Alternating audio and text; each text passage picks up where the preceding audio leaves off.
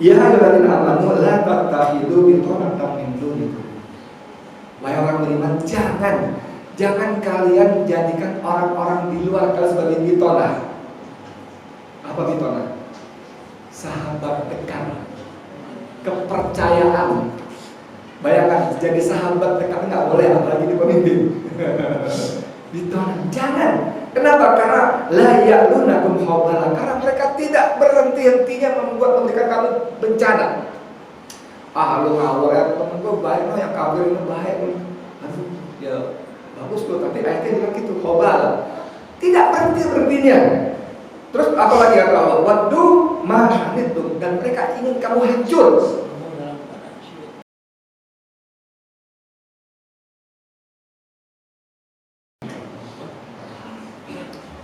Bismillahirrahmanirrahim. Assalamualaikum warahmatullahi wabarakatuh. Alhamdulillah waladzi arsala rasulahu bil huda wa dinil haqq liyudhhirahu 'ala dini kullih walau karihal musyrikun. Asyhadu an la ilaha illallah wahdahu la syarika lahu wa asyhadu anna Muhammadan 'abduhu wa rasuluhu la nabiyya ba'dahu. Allahumma shalli 'ala Muhammad wa 'ala alihi wa sahbihi wa sallam.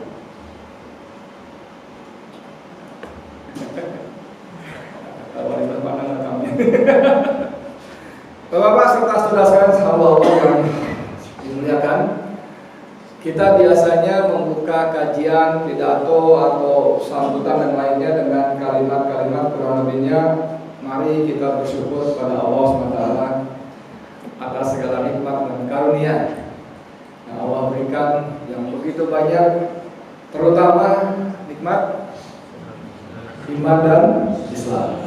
Ini menjadi semacam tanda kutip ritual wajib, dan kita yang biasa mendengarkannya menganggap iyalah gitu. Ya tanda kutip itu memang wajib disampaikan seperti itu gitu. Bahkan lama-lama kita pikir ya basa-basi aja gitu. Tapi kalau kita berhenti sebentar di kalimat kita bersyukur pada Allah atas segala nikmat karunia yang Allah berikan, terutama nikmat iman dan Islam. Nah, kita berhenti di sini, itu akan terasa betul bagaimana ini kalimat bukan basa-basi, bukan cuma sekadar ya memenuhi kewajiban lah sebelum kita menyampaikan materi-materi konten-konten yang menjadi inti dari pembicaraan. Padahal kalau kita berhenti di situ sendiri, itu sudah menjadi inti pembicaraan yang nggak main-main gitu loh, yang sungguh-sungguh bernilai. Karena apa? Karena seperti tadi disebut, Allah memang sebagai pencipta kita, sebagai pencipta kita makhluk hidup, Allah sediakan segala macam keperluan hidup kita. Allah sediakan dari mulai fisik kita, Allah atur begitu rupa tuh. Makanya Allah mengatakan laqad khalaqnal insana fi ahsani taqwim. Ahsani taqwim dalam ayat yang lain disebutkan bahwa Allah tuh menciptakan kita nyaris serba sempurna dibanding makhluk-makhluk yang lainnya. Anda mau sebut siapa? Malaikat. Malaikat itu memang makhluk Allah yang dahsyat, makhluk Allah yang diberi kemampuan oleh Allah secara kemampuan genetik, gerak dan sebagainya, itu tak terbayangkan oleh kita. Bagaimana di surat Al-Ma'arij misalnya, malaikat menghadap Allah dengan membawa urusannya dalam satu hari, yang menurut perhitungan kalian setara dengan 50.000 tahun. Bayangkan, satu hari malaikat bergerak menghadap Allah dengan kecepatan yang menurut kita 50.000 tahun. Itu dahsyat. Kita entah sampai kapan bisa atau enggak punya teknologi yang mampu bergerak setara itu. Jadi malaikat itu luar biasa dahsyatnya.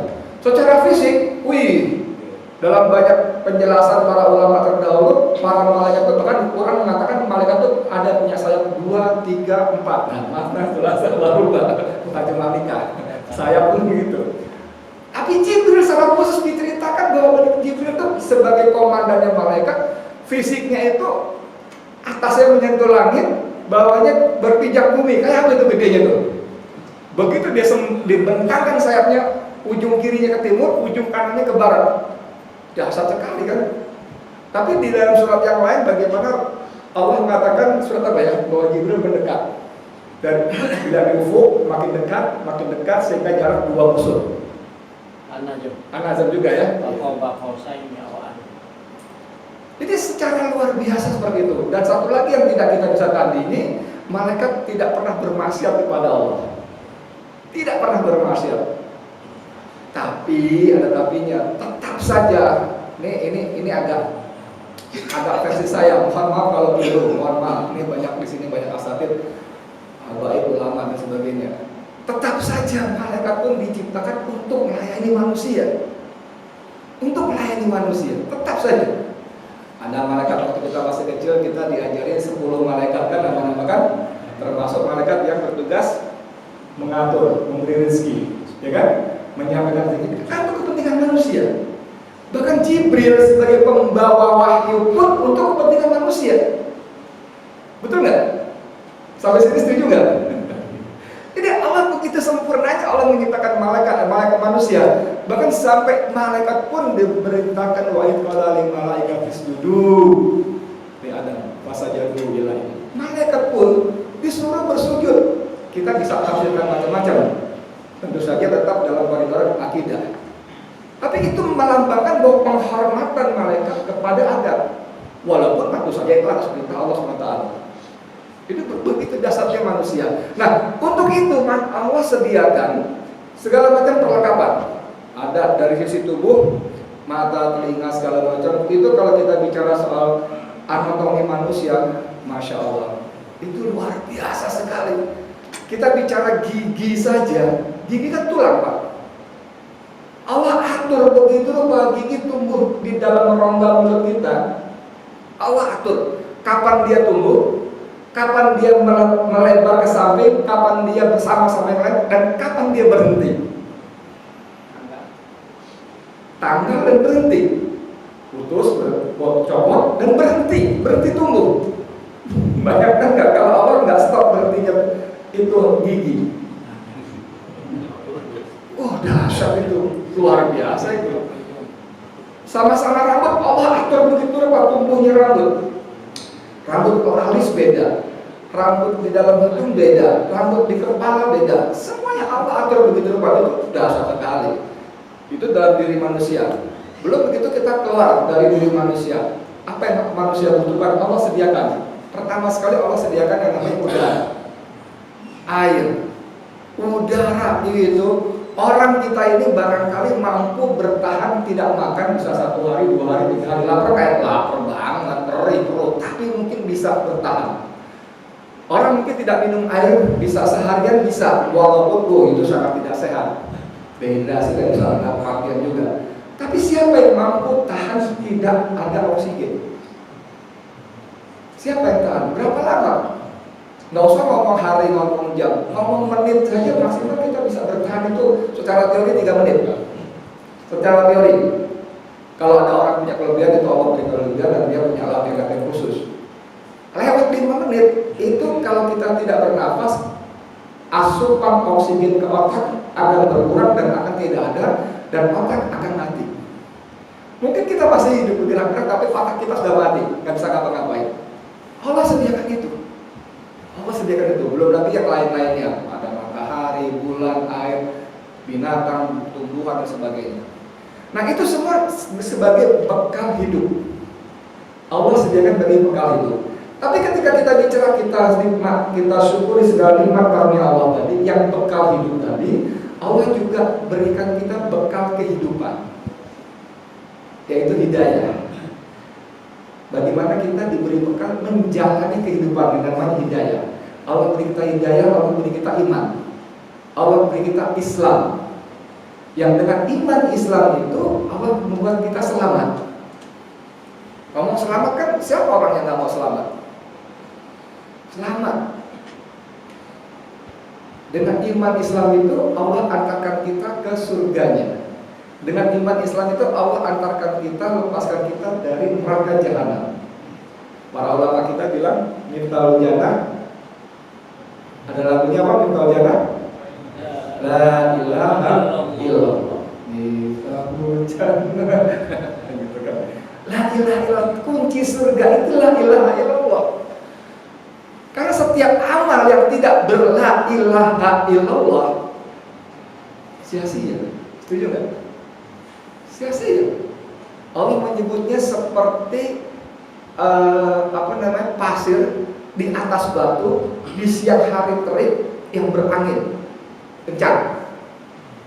Ada nggak pasirnya? Nggak ada. Nggak dicatat oleh Allah. Sia-sia. Mungkin orang bilang, oh itu Bapak hebat, kemanusiaannya hebat. Setiap ada bencana dia pasti nyumbang, dia pasti kirim ini, kirim itu dan sebagainya. Tapi tanpa dasar la ilaha illallah, buya kata Didi ambiar, nggak ada nilai. Dengan la ilaha illallah itulah Allah selamatkan kita. Bukan cuma di akhirat, tapi di dunia juga. Nah, ini yang saya maksud dalam kajian yang kita maksud tadi, bagaimana kita mensyukuri agama Allah. Karena agama Allah berikan itu betul-betul sebuah hadiah yang sangat besar. Allah berikan Islam itu luar biasa. Sebagai sebuah agama, Islam itu kalau kata Rasulullah, ya'ud wala yura alaih. Walaupun kata siapa? Abduh ya, al-Islam mahjubun muslimin. Islam itu tertutup, menjadi jumud, menjadi lemah, menjadi menjadi tak berdaya oleh kelakuan orang-orang muslimnya. Tapi Rasulullah memberitahu kita bahwa al-Islam belum lagi dengan Islam itu juga Allah sebutkan dalam surat Ali Imran ayat 19. Ya kan, inna dina indallahi Islam. Jangan ngomong gitu. Emang kenapa? Terjemahnya kan nggak boleh, bahaya itu. Sesungguhnya agama yang diterima di sisi Allah hanyalah Islam. Jangan, kenapa? Nggak Pancasila, nanti orang lain yang nggak boleh marah, tersinggung. Agama yang diterima oleh Allah hanya Islam. Yang lain nggak terima. Oh, nggak sesuai kata Pangkostrat. Semua agama benar di mata Tuhan dan Tuhan siapa, kan begitu kan? Begitu dinasihati, kan saya Pangkostrat, saya bukan ulama. Mbok minta maaf dulu gitu loh ya. Maaf, saya salah. Saya Pangkostrat bukan ulama, jadi nggak paham. Gitu kan enak. Kan saya Pangkostrat bukan ulama. Maaf loh. Kan gitu. Jadi Islam itu sebuah hadiah yang luar biasa. Sebagai sebuah hadiah, sebagai sebuah sistem hidup. Nah, ini bedanya Islam dengan agama-agama lain. Islam, kalau agama lain kan hanya mengatur bagaimana hubungan sang makhluk, sang hamba kepada Tuhannya. Tapi Islam bukan sistem. Sistem itu adalah sesuatu yang terkait, saling berkaitan dalam sebuah kesatuan. Itu sistem. Sistem kelistrikan di mobil. Nah, misalnya motor itu sistem. Kalau kunci kontak nggak beres, nggak hidup. Kenapa? Oh, ini ternyata ada kabelnya lepas, kencangin. Diurut lagi. Nah, itu sistem, saling berkaitan. Itu sudah dahsyat. Itu sudah dahsyat. Ditambah lagi, si penerima dan si pembawa sistem ini manusia yang luar biasa sekali. Muhammad bin Abdullah Rasulullah Shallallahu Alaihi Wasallam. Ini dahsyat sekali. Sekarang ini pas kita momennya Maulid sebetulnya, itu dahsyat sekali. Bagaimana seorang laki-laki yang di masa mudanya, di tengah masyarakat jahiliyah, bisa mendapat gelar Al-Amin. Kebayang nggak?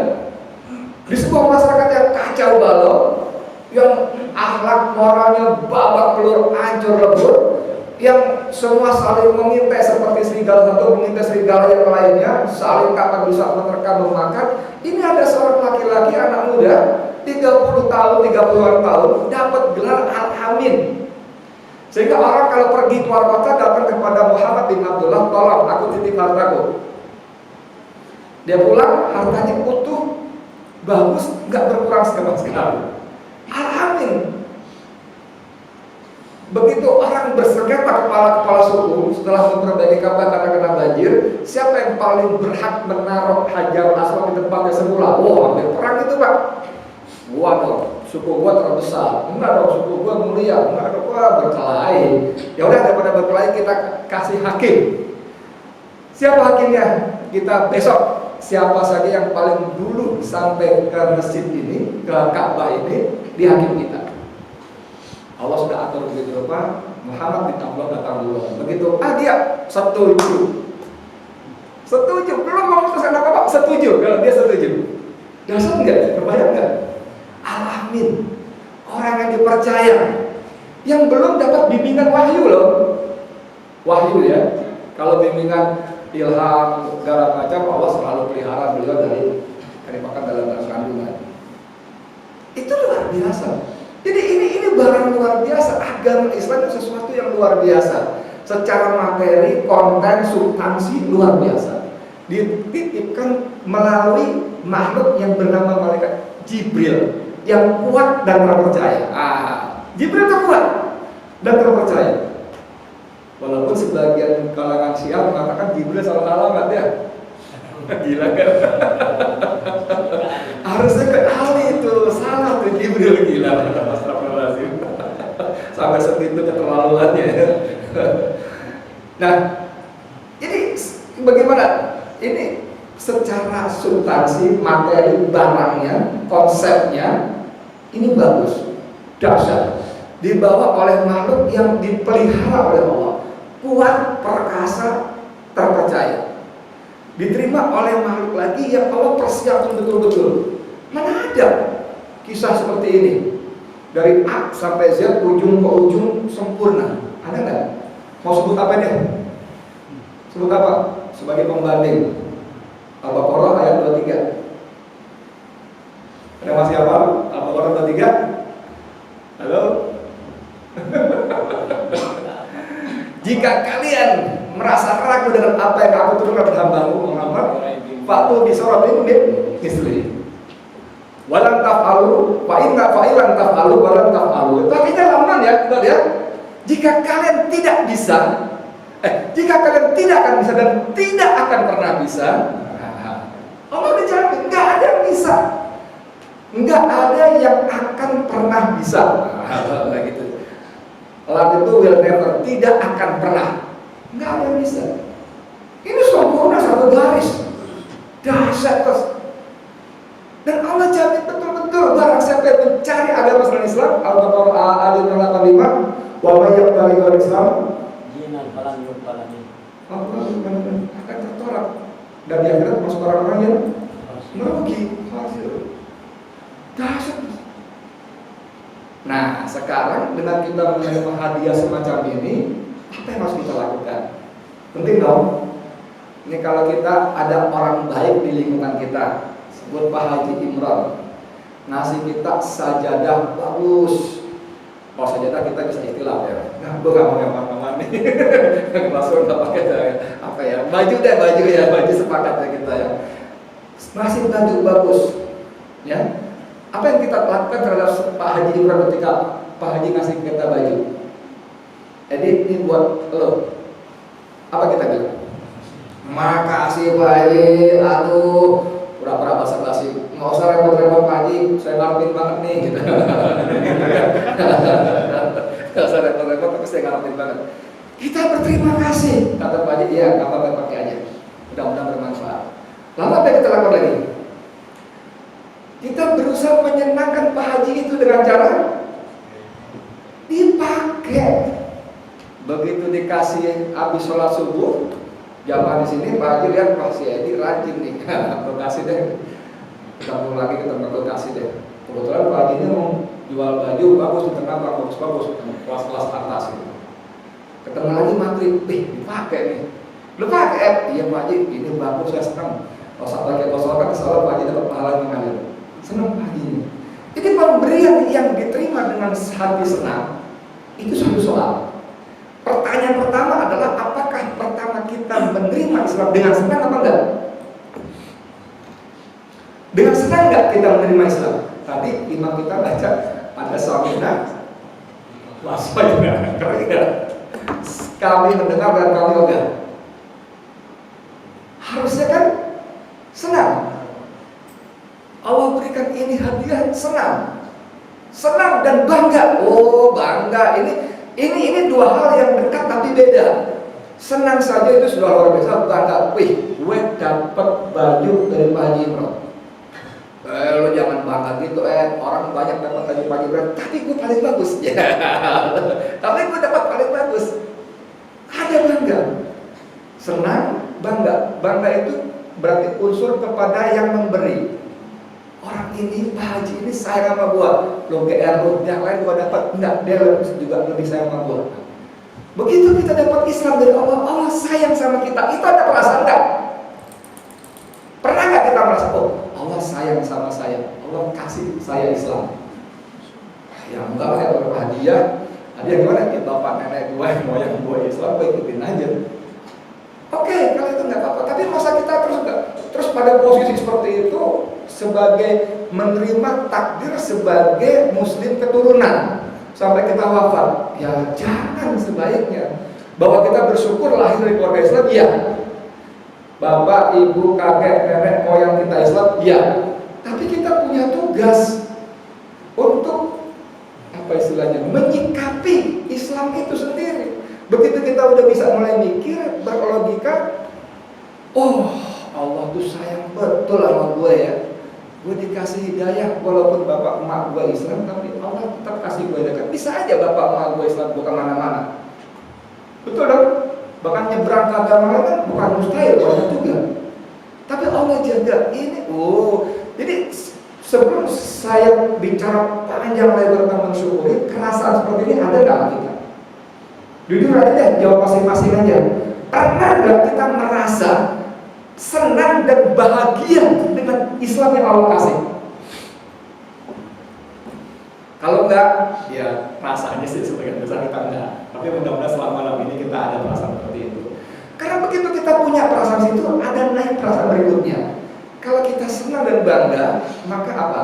Kita akan sungguh-sungguh melaksanakannya. Akan sungguh-sungguh melaksanakan ittaqullah mastata'tum. Bertakwalah kamu kepada Allah dengan sebesar kemampuan kamu. Tadi saya dijamu oleh beliau, ajak makan. Maaf ya dulu ya. Itu saya terkejut, anak kecil umur 7 tahun. Kalau dia udah lakas ngomongin, dia tahu. Bukan, enggak, saya sebentar lagi, saya sebentar lagi bukan. Oke, saya tahu. Gawat bener nih. Anak 7 tahun, perempuan, tahu juga. Ini kan bibit-bibit yang luar biasa. Yang saya sendiri sampai setua bangka itu belum kayak anak kecil itu. Ada perasaan seperti itu. Kita kalau udah senang, bangga, maka ada motivasi untuk memakai tadi. Memakai. Tapi karena Islam itu bukan value secara fisik, tapi ajaran, sistem, ad-din, maka kita laksanakan, kita amalkan dengan sekemampuan kita. Dengan sekemampuan kita. Jadi begitu Allah firmankan begini, jawabnya bukan seperti tadi yang kita baca samina wa aswaina, tapi samina wa ata'na. Kami mendengar dan kami taat. Bagaimana kisah ketika Allah turunkan ayat tentang jilbab, kewajiban jilbab bagi perempuan-perempuan muslimah. Itu dikisahkan bagaimana para perempuan yang lagi ngobrol, kepala telanjang, tiba-tiba ada sahabat menyampaikan ayat itu, mereka langsung sambar apa yang ada di sebelah dia. Mau serbet enggak ya, taplak meja, spray, apa segala selimut disambar semua langsung dipakai. Dasar enggak? Enggak, gua mau beli ketenangan dulu, cari yang bagus. Enggak ada gitu, enggak ada. Langsung sambar. Begitu dia tahu. Begitu ada qat'i ayat bahwa khamar itu turun, itu sahabat yang masih minum kan masih boleh sebelumnya. Bahwa khamar itu ada manfaat, tapi mudaratnya lebih banyak buat kamu, bla bla bla bla, sampai akhirnya najis. Itu persediaan begitu dengar langsung dibuang. Wih, gila, ini segi harganya berapa nih? Ini segi harganya berapa nih? Ini sekian tahun ya loh. Enggak ada. Wes. Kalau kita jangan, ini masih kita jual dulu. Ini yang dimaksud tadi Mas Toto. Ada rasa ingin melaksanakan dengan sungguh-sungguh. Apalagi ketika Allah berfirman misalnya di surat Al-An'am ya 165 atau 154. Wa anna hadza siratin mustaqim. Dan sungguh ada anak di situ. Dan sungguh ini adalah jalanku yang lurus. Fattabi'uhu. Oke? Ikuti dia. Cukup nggak? Enggak.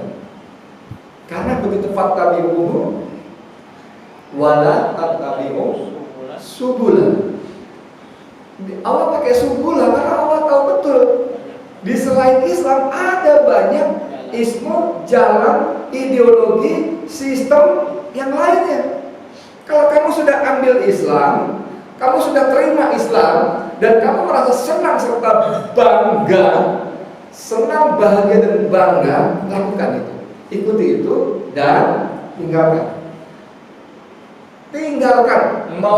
Mau katanya ajaran nenek moyang kek gitu ya, mau katanya kearifan lokal kek, mau katanya konsensus nasional kek, kan begitu nih yang gerombolan sebelah sono. Ya kan, Islam itu berbahaya bagi kesatuan NKRI. NKRI itu di konsensus nasional, kan gitu. Tapi kalau Allah bilang fattabi'uhu wala tattabi'u subula. Sorry bos. Jadi kalau saya misalnya berbuat baik kepada orang lain, itu bukan karena saya mengamalkan sila kedua misalnya, kemanusiaan yang adil, bukan. Saya mengamalkan ajaran Islam saya, walaupun itu ada juga di sila kedua. Penting bos, ini penting. Kalau kita mengamalkan Islam itu bukan berarti kita melawan Pancasila, tidak. Ya, nanti kalau nonton siapa aja nih ya. Ini kan bakal disediakan nih ya. Bukan. Jadi jangan benturkan Islam dan Pancasila. Wah, yang Islam berarti nggak Pancasilais. Yang Pancasilais berarti kan pertanyaan-pertanyaan itu kesana waktu teman-teman karyawan KPK dites wawasan kebangsaan. Dan itu ternyata ada siapa namanya? Profesor Salim Said, ya, itu menulis buku tentang Benny Murdani. Itu menarik karena buku itu jarang sekali tulis orang, dan dia ceritakan bagaimana Benny, seorang jenderal kafir, saya mau sebut agamanya, begitu bencinya kepada Islam, sampai dia bisa perintahkan seorang kapten untuk ikuti, awasi, intelin sang kolonel, hanya karena dia mendengar sang kolonel mengirim anaknya untuk pesantren kilat. Pesantren kilat tahun 80-an. Ikuti. Lalu kalau dia mau ngangkat orang, mau naik menjadi kolonel segala macam, itu dia sendiri yang wawancara. Ditanya antara lain, Anda sebagai seorang muslim, kalau anak perempuanmu dilamar oleh laki-laki bukan Islam, kamu kasih gak? Nggak ada urusannya kok dengan kemampuan untuk menjadi komandan, untuk menjadi naik pangkat. Nggak ada urusan. Ditanya hal seperti itu. Begitu dia jawab, ini jenderal ini kan saya kan nggak udah selesai. Tamat. Dan itu ternyata diulang lagi pada karyawan-karyawan KPK. Dites. Anda kalau diperintahkan sebagai pegawai jilbab, kalau disuruh buka jilbab, Anda mau nggak? Kalau dijawab nggak bisa, ini kan berarti Anda tidak Pancasilais, Anda tidak toleran. Gila nggak? Mereka mengagung-agungkan toleransi, menuduh kita tidak toleran karena kita berpegang pada ajaran kita, tapi mereka tidak bisa mentolerir keyakinan kita. Lucu nggak? Lucu nggak? Lu mesti terbuka dong. Lu harus bisa menerima pendapat orang lain dong. Lu harus bisa menerima sikap orang lain dong. Jadi gimana? Ya udah begini loh. Kalau gitu, lu kenapa nggak bisa menerima sikap gua, pendapat gua, ajaran gua bilang begini? Aneh loh. Kita dikejar-kejar untuk menerima toleransi, tapi mereka tidak bisa toleransi dengan keyakinan kita. Wah, enak gitu. Dan itu terjadi. Nah, kembali ke soal tadi, bagaimana kita tidak begitu kita mengikuti Islam sebagai bentuk syukur yang lainnya, maka kita diminta meninggalkan. Itu banyak ayat Quran bagaimana para rasul Allah dikirim kepada setiap kaum untuk beriman kepada Allah. Satu nafas, fas kami ikut kaum. Nggak bisa enggak beriman pada Allah, jauhi tauhid. Nggak bisa enggak, ayatnya begitu beruntun di banyak surat, banyak ayat. Beriman para rasul itu dikirim kepada tiap kaum untuk mengajarkan kalian beriman pada Allah, faskarah itu tauhid, dan tinggalkan tauhid. Kalau di Nurul Yakin tauhid udah paham semua dong. Saya di situ gantian nih, mestinya nih beliau di sini ngomong soal tauhid, gitu dong. Ya, ini satu hal yang penting buat kita semua. Karena apa? Karena kadang-kadang kita masih memberikan toleransi bahwa padahal secara sunatullah al-haq dan al-batil itu tidak bisa hidup berdampingan. Tidak bisa. Kalau mau dari awal bagaimana Abu Lahab, Abu Jahal, para pembesar Mekah, Quraisy Mekah datang kepada Rasulullah SAW melalui pamannya Abu Talib, sampaikan kepada ponakanmu tuh maunya apa sih? Ya kan? Sebelum itu ada lagi, sebelum itu ya maksud saya ada gimana Muhammad kalau kita win-win solution. Kamu menyembah Tuhanku sekian hari atau sekian minggu, aku menyembah Tuhan kamu. Gantian. Alhamdulillah Allah tolong turun ayat yang kita nggak boleh sebut itu. Itu kan nggak boleh sebut orang kafir, non Muslim. Ada nggak surat al-Muslim? Kuliah ayuhal non-Muslim gitu. Kan nggak ada al-kafir. Kalau kita sebut kafir, kita radikal, intoleran. Nggak ada itu berdampingan hak dan batil, itu nggak ada. Bahkan ketika itu ada hak dan batil berdampingan, Allah perintahkan untuk hancurkan kok. Waqul ya al-haqqu wa zahaqal batil innal batila kana zahuqa. Itu Allah sudah hancurkan, nggak bisa berdampingan. Gantian yang kita bagi wilayah yang nggak boleh. Walaupun untuk sampai pada waqul ja'al haqqu wa zahaqal batil innal batila kana zahuqa, ada proses. Ayat itu menarik, surah Al-Isra ya.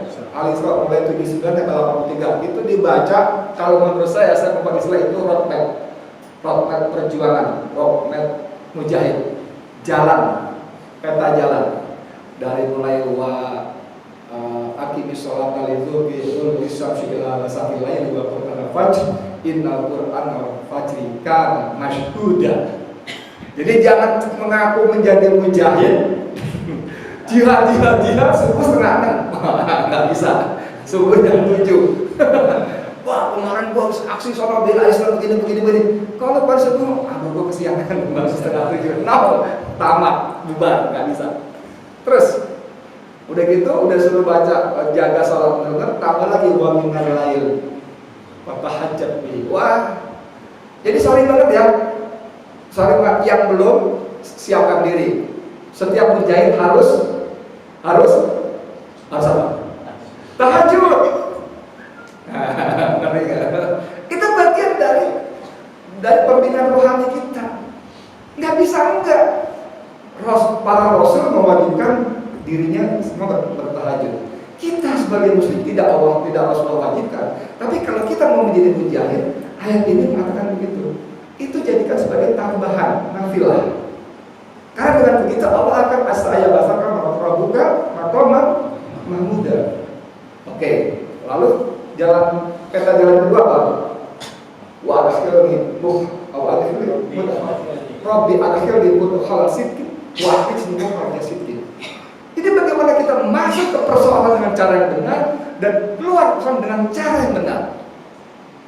Gak bisa serangan-serangan. Lillah ma'awah ilahu. Widih, seru kan? Satu garis itu. Baru setelah itu kita berhak dan telah datanglah ke al-haq dan telah hancur kebatilan. Kalau ini kita lewati mau sampai di sini aja, wih, simsalabim, jebret. Ada proses. Hanya orang-orang tertentu jahat yang dititipi oleh Allah untuk membawa kebenaran. Hanya orang-orang tertentu yang dititipi Allah untuk membawa kebenaran. Nggak bisa sembarang orang. Allah mengirim Musa dan Harun kepada Fir'aun. Allah tidak kirimkan Haman dan satu lagi Korun untuk mendakwahi Fir'aun. Allah pilih Musa alaihissalam, Harun alaihissalam. Allah pilih Ibrahim alaihissalam untuk bertemu dengan Namrud. Allah pilih orang-orang pilihan. Jadi begitu wakul ja'a haqu wa ja'al haqu wa zahaqal batil. Itu al-batil baru bisa tumbang kalau al-haq ditampilkan. Dan orang-orang tertentu yang Allah pilih untuk menampilkan itu tugas kita. Selain kita mempersiapkan diri, juga memantaskan diri supaya masuk dalam radar Allah. Kamu cocok masuk, kamu oke, kamu pasti bagian, nah, kamu oke, kamu belajar dulu, belajar dulu, misalnya begitu. Siapkan diri dan pantaskan diri. Nah ini, begitu kita sampai pada tahap melaksanakan, kita dituntut untuk mengabaikan yang lain. Nggak boleh. Allah itu pencemburu, setuju nggak? Setuju nggak Allah pencemburu? Setuju? Seperti kita cemburu dengan istri kita, atau istri kita cemburu pada suami kita, sama pada kita, ya, jangan diduain dalam penyembahan, yes, tapi diduain dalam kepatuhan dan ketaatan juga iya, jangan salah. Diduain itu bukan cuma dalam zatnya, ada Tuhan lain selain Allah. Allah cemburu, seperti kita cemburu sama istri kita, atau istri kita cemburu pada kita. Dan kalau ada waktu ngomong sedikit lagi soal cemburu ini, bedanya cemburu kita dengan cemburunya Allah beda. Kalau kita cemburu kepada istri kita dengan laki-laki lain, karena kita egois, enak aja, bini gua tuh, guanya yang punya. Sebaliknya istri kita, enak aja laki gua tuh, nggak boleh yang lain, guanya. Begitu tahu lakinya sedikit dikit, wah, dia stres segala macam. Karena dia ingin menguasai sendiri. Karena dia tidak ingin berbagi. Allah juga cemburu, ingin kita tidak berbagi pada yang lain. Tapi, ada tapinya, ini please banget penting banget. Tapi, kalau kita cemburu karena kepentingan kita, ego kita, kalau Allah cemburu, bukan kepentingan kita, justru Allah kasihan. Edi, kalau bilang cara jangan Edi, Fulan, lu jangan nyembah selain gua, kata Allah. Gue cemburu karena gue kasihan sama lu. Kalau lu nyembah selain gue, lu salah. Dia bukan Tuhan. Asik kan? Beda kan? Tapi karena Allah sayang sama kita, bukan dia. Aduh, gue sedih nih, gue si Fulan tidak menyembah gue lagi. Enggak ada urusan. Allah enggak ada urusan kita mau patuh, mau taat, mau tunduk. Enggak ada urusan. Lu mau sujud, mau enggak mau in asatum, ampusikum. Kalau kamu berbuat baik buat kamu sendiri, kalau kamu ingkar ya buat kamu juga, nggak ada urusan. Tapi Allah cemburu. Kalau kamu menyembah selain aku, satu, itu bukan Tuhan, itu palsu, tidak bisa memberi manfaat dan mudah sedikit pun. Kedua, kalau kamu menyembah dia, aduh ya sorry banget, gue sedang neraka jahanam buat Tuhan. Kasian kan? Itu bedanya cemburunya Allah sama kita. Nah, cemburunya Allah bukan cuma soal tadi, tapi soal ketaatan, kepatuhan. Kalau kita berislam, tapi kita masih melaksanakan yang lain-lainnya, Allah cemburu juga. Aduh, kenapa lu campur-campur sih? Kenapa sih? Walau kalau disuruh hak batil. Jangan kamu campur aduk yang hak yang batil. Ini bapak punya pakaian putih nih, satu keranjang nih, 20 potong nih, bagus nih, putih, bersih, habis dicuci sama bini pakai rinse, pakai belau, wah putih, dicampur sama sapu tangan satu, belok, bekas jatuh, motor lagi mau ngelap, ngambil gitu jatuh, sapu tangan becek, campur di situ, apa yang terjadi? Tapi kan masa kalau sapu tangan lagi begini kan ada baju gamis gede banyak. Iya tapi ini sapu tangan belum. Lu mau campur? Kan banyak kan ini ya. Azan.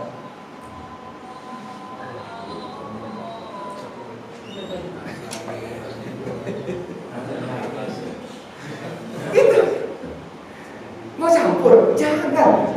Lagi-lagi itu karena Allah sayang. Jangan dicampur-campur.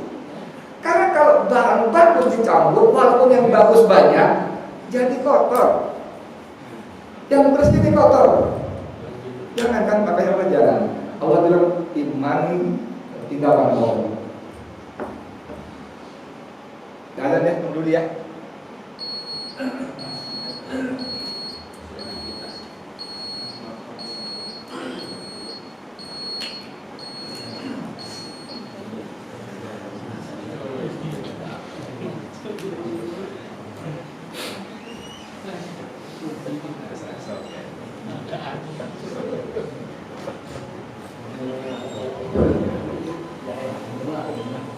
Allahu Akbar, Allahu Akbar, Allahu Akbar, Allahu Akbar. Asyhadu an la ilaha illallah.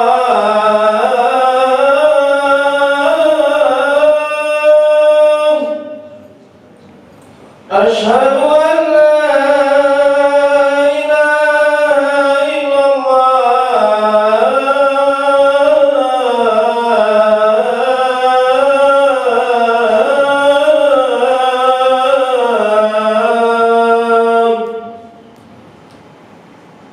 Asyhadu anna Muhammadar Rasulullah.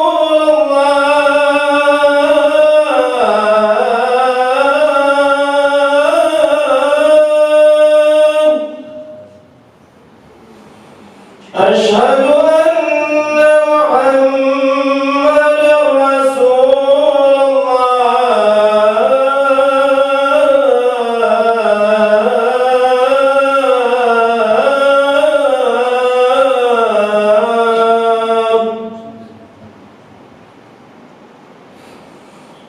Hayya 'alas salat. Hayya 'alas salat. Hayya 'alal falah.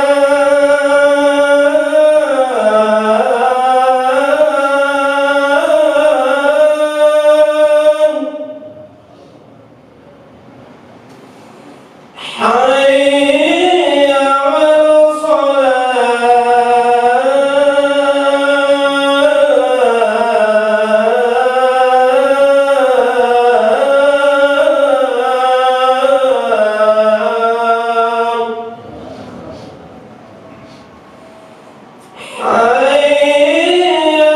'alal falah.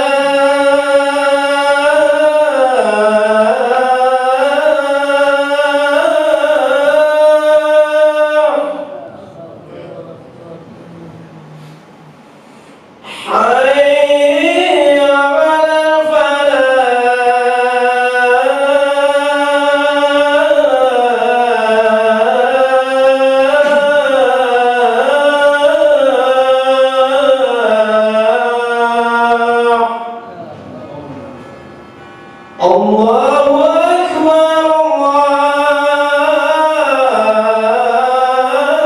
Allahu Akbar. La ilaha illallah.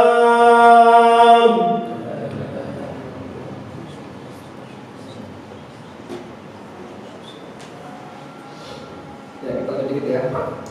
Oke, sampai situ kita oke dulu bahwa setelah kita senang, bangga, melaksanakan syukur dan mengabaikan yang lain, jangan campuran. Jangan pernah merasa minder. Ada sesuatu yang lebih hebat dari Islam. Apapun, jangan pernah. Karena Islam itu adalah terbaik. Terbaik. Al-Maidah ayat 3. Betul nggak? Wa akmaltu Nikmati. Baru itu lalu Islam Madinah. Nikmati itu dan aku sempurnakan nikmatku itu bukan nikmat yang lain-lain, tapi nikmat agama yang aku berikan itu baru sempurna.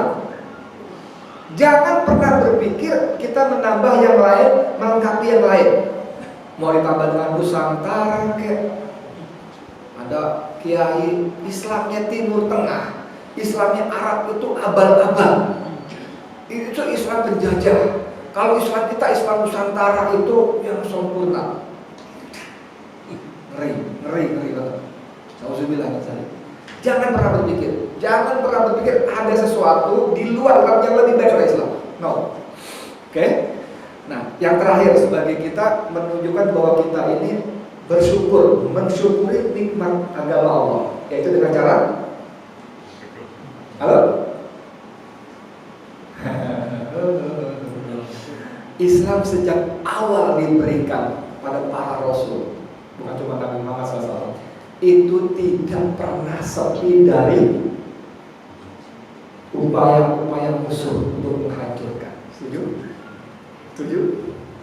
Nah, kalau kita mensyukuri agama kita, maka tugas kita berikutnya adalah membela. Ini penting. Membela yang kita cintai, membela yang kita banggakan, itu suatu kehormatan. Dan itu tidak pernah. Kalau saya pernah mendengar ceramahnya Ustaz Omar Mita, itu kalau Islam bukan dari Allah, Islam sudah musnah beribu-ribu tahun yang lalu.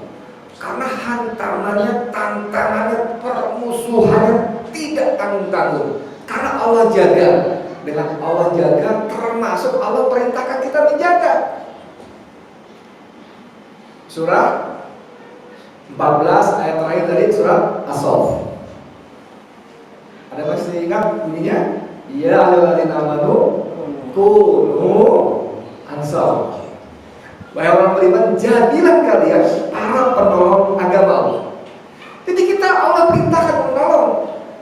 Orang waktu itu bilang, alah ini orang-orang Islam Monas Muslim ya. Lakukan aksi-aksi bela Islam. Emang kenapa? Ahok ngomong gitu terus, emang kenapa? Al-Quran tetap mulia, tidak akan jadi hina, hancur karena mulut seorang kutil babi itu kan gitu kan. Mulut jamban. Lah ngapain bela-bela Quran? Quran itu udah suci, Allah jaga. Inna nahnu nazzalna dzikra wa inna lahu lahafizun. Pakai lahafizun. Sungguh kami jaga, kami pelihara. Ngapain lu gitu? Ini aksi-aksi bela Islam. Emang Allah nggak bisa jaga Islam kan begitu kan? Aksi-aksi bela Rasul udah wafat. Kan begitu racun yang ditebarkan pada kita. Tapi Allah perintahkan kita jaga Islam. Pertanyaan, emang Allah nggak mampu? Yang mampu baliklah. Untuk orang-orang yang berkata begitu, kita bisa balikin gini. Lu ngapain infak, sedekah, menyambut fakir, miskin, yatim, piatu, ngapain? Emangnya Allah melarang? Nggak bisa menyambut fakir, miskin? Ngapain lu? Kan lu diperintahkan ada. Sama orang gitu. Sama bela Islam juga Allah perintahkan. Kalau lu zakat infak bisa mau gitu, malah lu urusin ya. Ada pengurusnya kan, macam-macam itu karena ada duitnya. Dengan dalil ini firman Allah begitu gitu kan. Sama bela Islam juga Allah perintahkan, bukan berarti Allah nggak mampu. Allah justru kasih kita kesempatan. Allah kasih kita kesempatan untuk membuktikan tadi bahwa kita bersyukur dengan agama yang Allah berikan. Caranya kita bela Islam.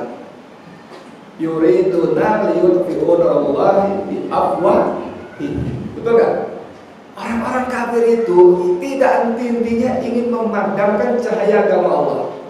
Wallahu mutimmu nurihi walau karihal kafirun.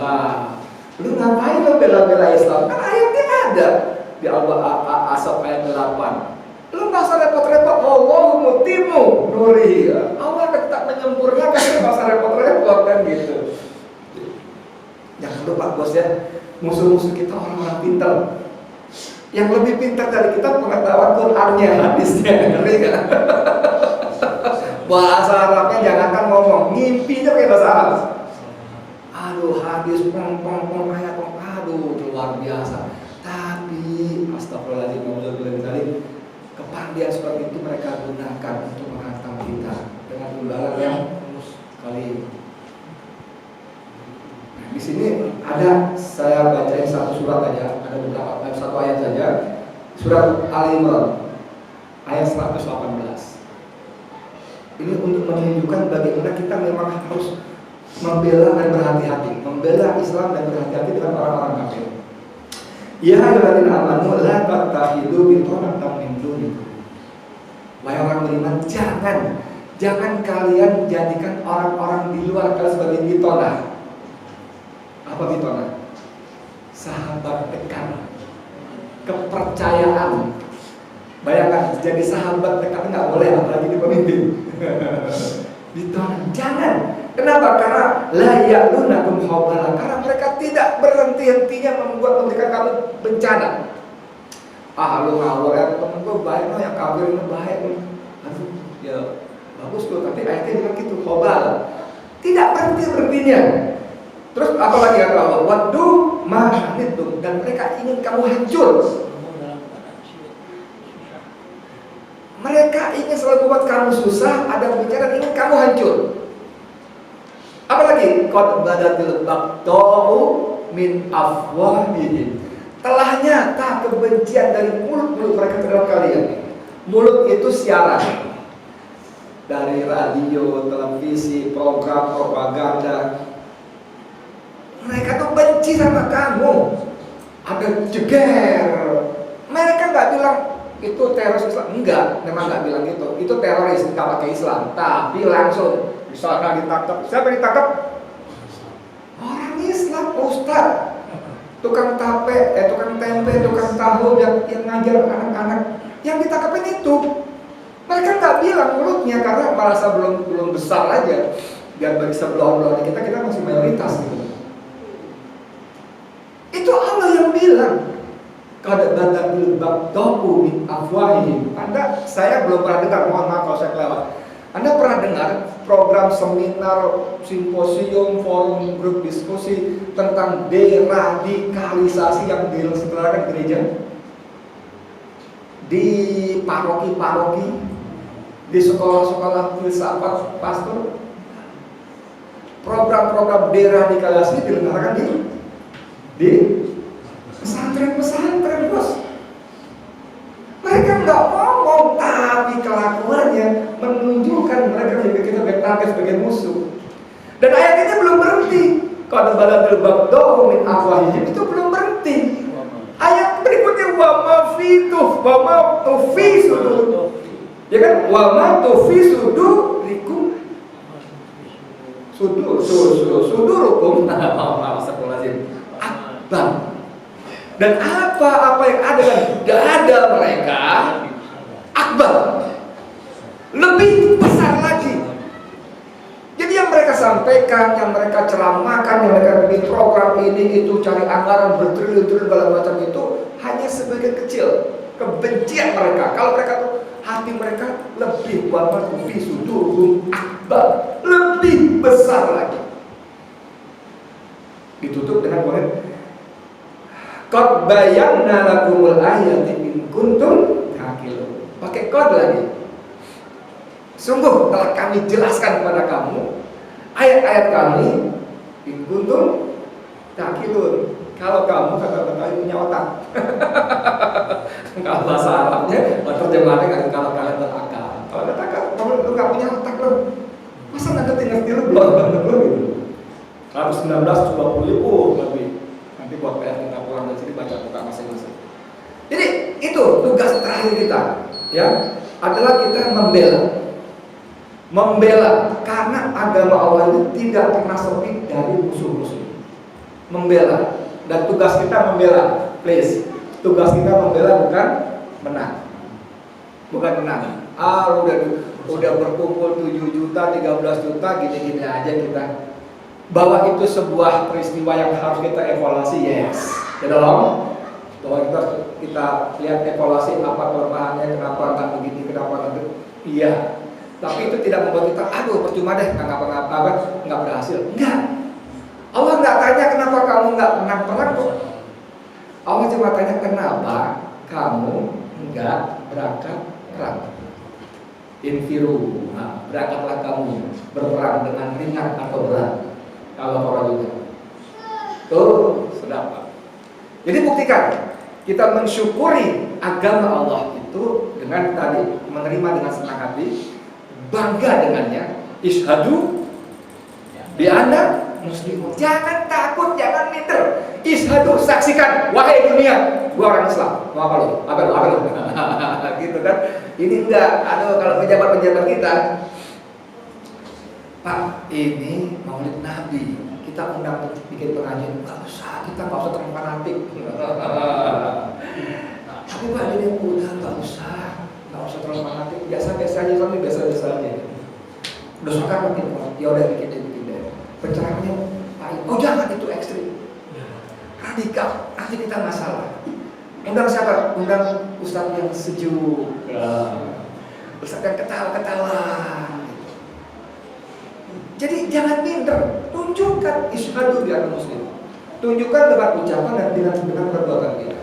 Ya, senang, bangga, melaksanakan dengan sungguh-sungguh, kemudian bela.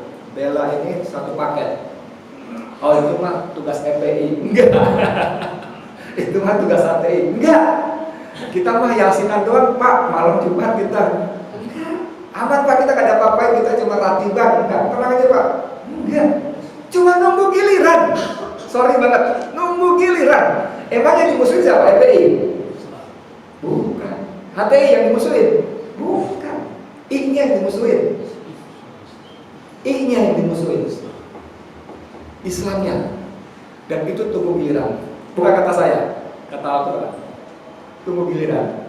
Tenang, kita gak bakal diapa-apain. Enggak. Saya sampai sekarang masih wartawan. Alhamdulillah Allah berikan saya fasilitas untuk mendengar lebih banyak, melihat lebih banyak dibanding teman-teman pada umumnya. Dan itu tunggu giliran. Tunggu giliran. PKS tunggu giliran. Muhammadiyah tunggu giliran. Serius, ini serius, sungguh-sungguh sangat serius. Tunggu giliran. Tunggu giliran.